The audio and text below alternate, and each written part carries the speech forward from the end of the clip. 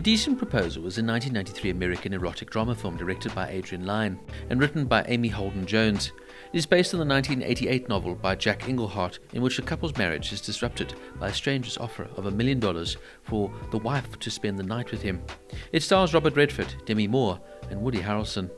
The film received mostly negative response from critics for the contrivances and implausibilities of its story. It also sparked controversy with feminists, arguing the film's premise promotes prostitution and the treatment of women as property.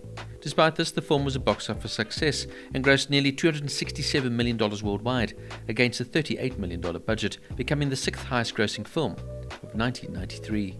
Paramount Pictures bought the rights to Jack Engelhardt's 1988 novel Indecent Proposal for $120,000. Adrian Lyne then signed on to direct, reuniting with producer Sherry Langsing, with whom he had worked on Fatal Attraction. Lyne had had a falling out with past collaborator Stanley Jaffe, who wanted the film to be released by Christmas of 1992 and thus allotted for limited post-production time.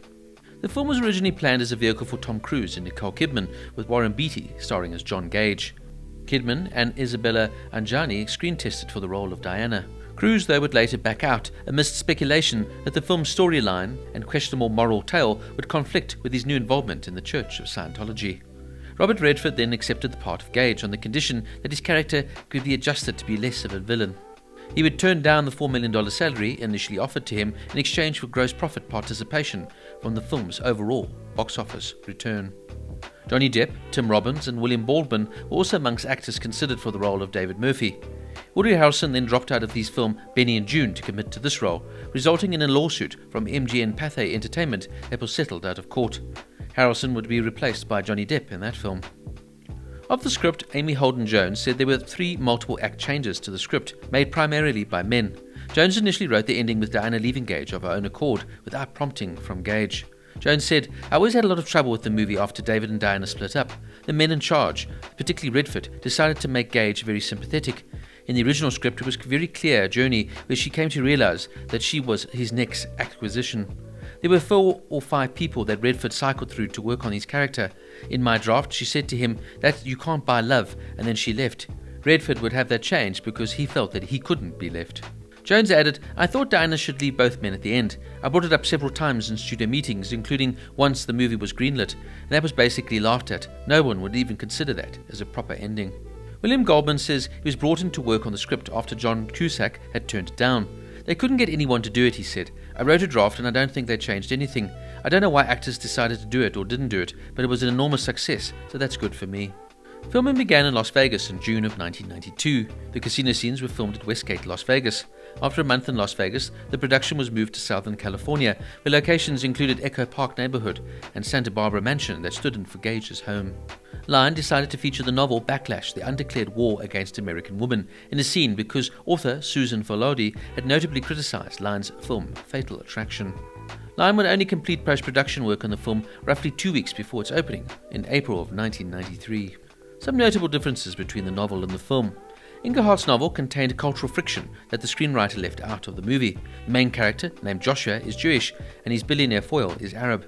In the review of the novel, the New York Times summarized its themes as the sanctity of marriage versus the love of money, the Jew versus the significant non-Jews, such as shishkas and sheiks, skill versus luck, materialism versus spirituality, Israel versus the Arab countries, the past versus the future, and the religious world versus the secular one.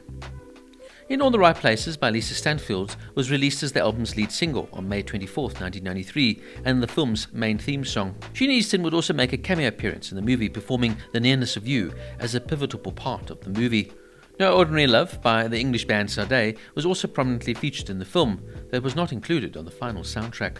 On July 30, 2018, Paramount Players announced that the remake of the film was in development, with the screenplay being written by Erin Crescendo Wilson.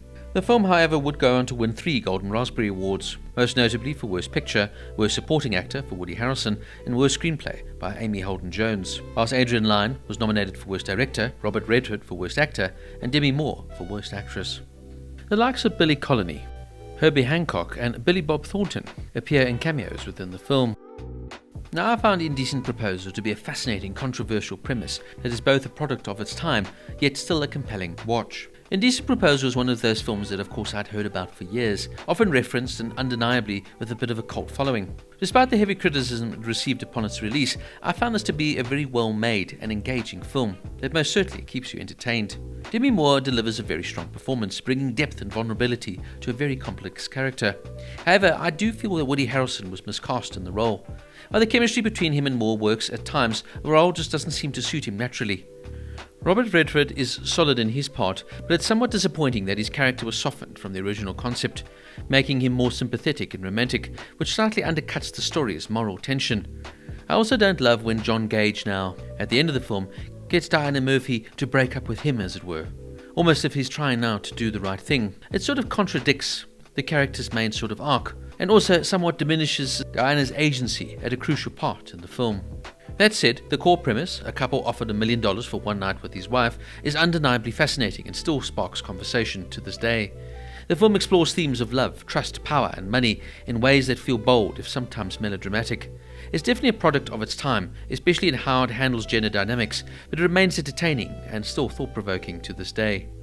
Overall, Indecent Proposal, while very flawed, is still a memorable film, well made, controversial, and emblematic of the early 1990s in Hollywood. Indecent Proposal gets an 8 out of 10.